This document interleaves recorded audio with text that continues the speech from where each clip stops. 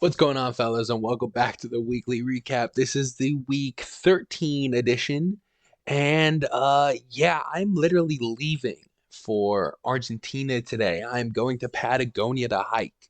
I know this is late, but I'm still getting it out here midday right before I go. I told Sarah, "Hey, I got a recap for the lads," and I do have a substitute next week, so big big ups to Devin for covering next week. He will be giving you great coverage covering who makes the playoffs, and we're gonna kind of preview our playoff scenarios this episode. All right, fellas, let's get right to it, shall we? All right, top six according to ESPN rankings are as follows: Austin number one, Brian number two, Finn number three, Greg number four, Mark number five, me number six. They put me in a playoff position. Kind of agree with that top six. I haven't made mine. I've been a little busy, but maybe we'll make it live. We'll see what everyone thinks. Recapping this matchup.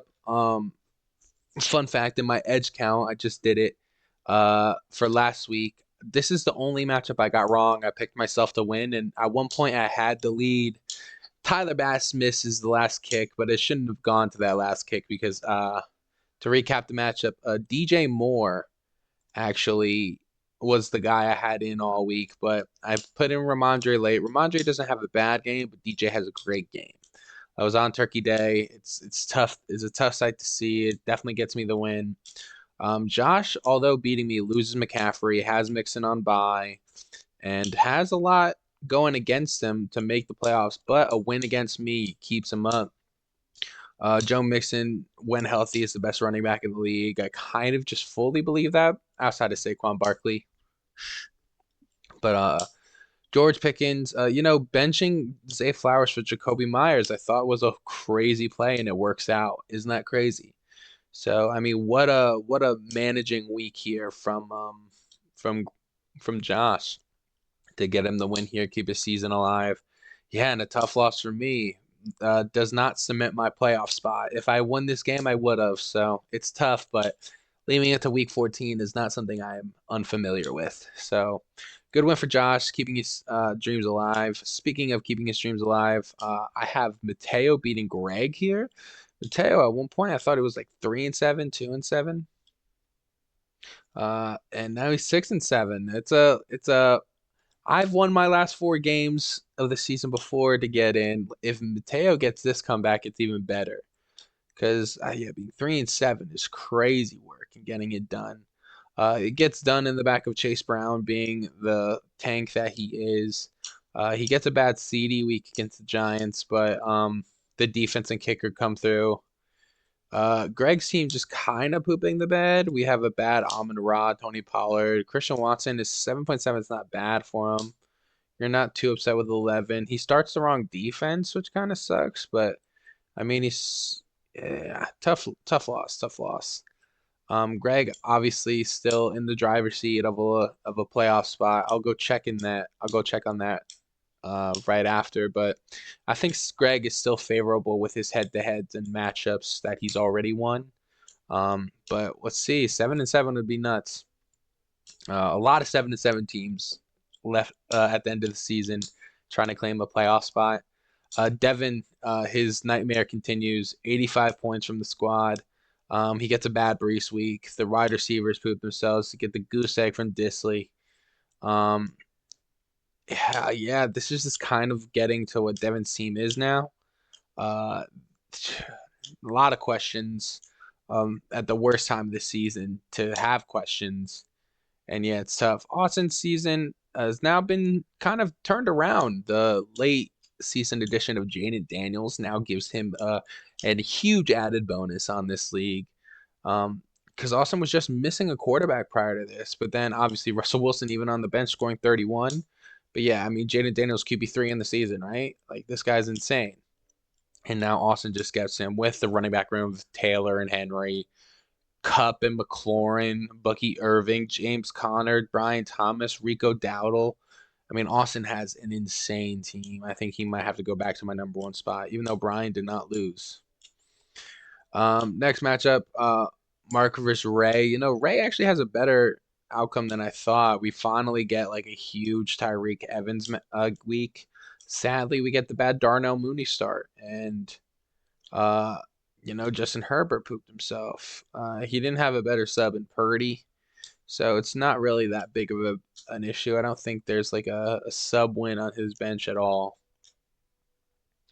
But Mark trading Jane Daniels gets 15 from the quarterback spot, which is like fine, but mostly it's Brock Bowers, who Brian had. Imagine if Brian still had him.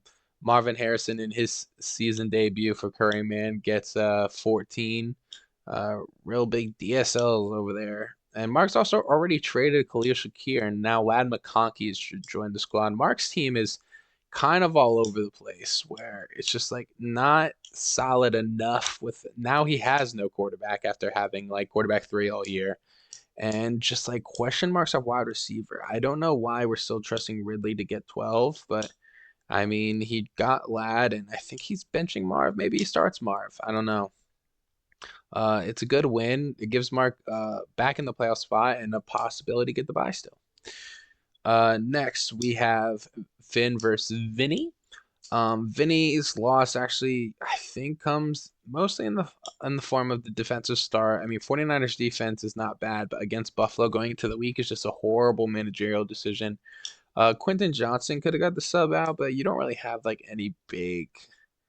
I mean, if you change defenses, you might win right there. Just like a lot of other defenses don't get -4 and add points, but yeah, Finn withstands the bad running back week from Aaron Jones and Chuba. Um, and yeah, I think that win just pretty much clinches it. So on Lamar Jackson's bye week, Finn is coasting into the playoffs. Finn another playoff run on his name after getting a lot of slander for being one of the most losses or one of the teams with the most losses in our league's history. Has now had a championship run last year and another playoff berth right here. Finn kind of getting it together. Vinny out of here, done with it. Horrible, horrible performances from like Garrett Wilson, but like overall, Vinny just gets unlucky. Joe Burrow, David Njoku, he got Pacheco back and he got a dud. Yeah, it's not Vinny's year. Next was Brian versus Phil. Phil wanted to play some spoiler, but Brian had none of it. In the form of Josh Allen. Josh Allen is freaking insane and had a fantastic game where he threw and caught a pass on a play. The wide receiver is kind of getting it together here. Double tight end has worked for him. He said it might be the method going forward. It's crazy days over here for Brian. But the running back core is just so strong. The wide receivers are finding it, and two like stud tight ends. And it's funny because he had Bowers too, another stud tight end. Brian tight end guru this season. All right. Now, there is a lot that goes into week 14, so I'm actually just gonna pull up the Discord, fellas. I think that's our best call. Devin did some math here for us. The one seed for the league is just the winner of Austin versus Brian. It's not. It's both the race to 9 wins and the bye. I think the loser can still get a bye. The second seed, Greg gets it if he wins. Mark gets it if he wins and uh, keeps the point deficit of 20 plus. I have to win. Mark has to win, and I need to score more than Mark, 20 points more than Mark to get the bye. Interesting. Making playoffs. Let me recap the matchups first. I'll go back to that. But battle for the buys, battle for spots in general. A lot of battles going on right now. Speaking of a battle, it's going to be me and Ray. Ray and I have actually played in week 4, had a pooper matchup where Ray only scored 92 and 1 because my team was just in a slump. And guess what? We are kind of hit again as Nico Collins and Ramondre are on bye. So now we're having to go with NWI at wide receiver 2. Segna, he's pretty much flex, but I don't hate that flex spot. James Cook, Tyrone Tracy, Jordan Love. This I don't hate my matchups, but Greg's team or not Greg's Ray's team can just do enough to beat mine for sure. David Montgomery, but he plays a tough Packers defense. Rashad White kind of getting phased out to Bucky back there. I'm liking that. He starts Addison against Atlanta. I don't hate that. He's benching Tyreek. Ooh, I might hate that. It's just interesting. It is Tyreek against Sauce Gardner.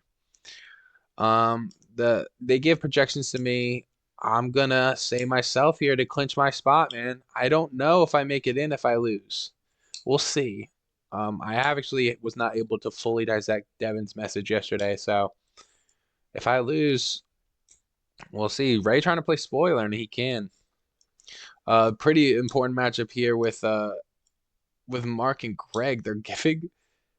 He doesn't have his full team in. This man is so annoying. He's just ruining the recap. All right, that's fine. Dude's an idiot.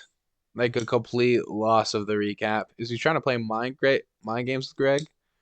Well, I mean, Greg's team just like could be better. You don't love the flex of Christian Watson, but I mean, I think Mark's quarterback is going to be like Will Levis. So there is question marks on both people's rosters. Kamara against the Giants. I mean, I'm putting money on Kamara. Pollard against Jacksonville.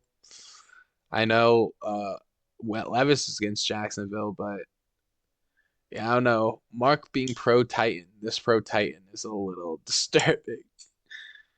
Um, I mean, I think the wide receiver position only AJ Brown subs, so +5. O'Connell to Levis plus let's just say +3. So +8 on his projections.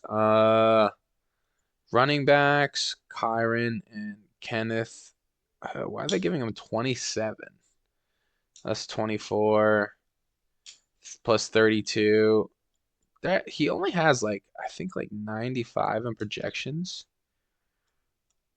I'm not loving this team because this could be his wide receiver room too, benching Scantling. I want to play Ridley. I'm gonna be honest out of his whole room, but I'm give the edge to Greg. Next we have Devin versus Finn. Devin trying to save his season. Finn's already clinched. Just kind of working here for a bye. Can he get the bye in any way? Can he get the bye? No. Huh. That's crazy. Finn cannot get the bye. So yeah, I mean Finn could just rest his players, but where's the integrity of league in that? Maybe get revenge on this 30-point loss he had to Devin earlier this season. Devin's team is getting running back is is a fucking problem for him. He's starting Kenneth Gainwell. This is Devin might be edge count Finn. We're not gonna spend too much time on that. I'm not trying to bully him. Vinny versus Phil. I mean, this is just a nothing burger. This matchup means nothing. I'm actually gonna spend no time on it. I know I like Phil's team more, so edge Phil. Wow. Josh is cooked this week.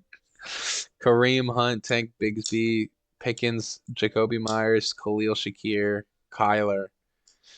Yeah, they gave every edge uh to Mateo. Mateo's actually lost this matchup already, but telling telling Josh he needs to survive without Mixon, Pittman, Flowers, Ertz, like most of the people that got him here. Yeah, this is not good. Edge Mateo. Hopefully Josh like makes it, but like if Mateo goes 7-7 and makes it, this is fucking insane. Next we have Brian versus Austin. Um, yeah, the battle for the 1 seed. Team wise. Oh, we get the bye weeks. You're still this good with the bye weeks. That's crazy. Look how Austin doesn't have Jonathan Taylor, Derrick Henry, or Terry McLaurin, or Jaden Daniels, and still looks this strong. I think Austin's the number one team in the league. Brian could have a down week with two tight ends. Maybe, maybe not. But I mean, this is Austin's bench lineup, and it looks good. I'm gonna surprise say Austin wins, but we'll see.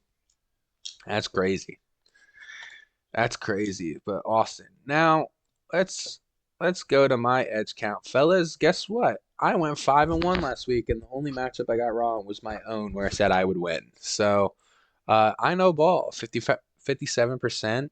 I'm higher than guess. I just know more ball than y'all. I mean, the stats are right there. The Everything's right there for you. Now, Austin, like I said, my new number one team for sure, without a doubt. I'm gonna go Brain. I'm gonna go Brian number two. Again, he won, but Greg lost. I think Finn gets his spot. Greg, I would put number four, me number five, Mark number six. Oh, guess what? Actually, my sixth playoff spot, I want it to be Mateo so bad. Mark, no, because then I move Mark down. Mark won, so guess what? Can I do Dennis, Mark, Mateo, Greg? But I predicted Greg to win, didn't I? Greg's playing Mark. Interesting. This is a pretty big battle. By putting Mark up here. Yeah. Yeah, I'm gonna stick with that. Vinny is the worst team.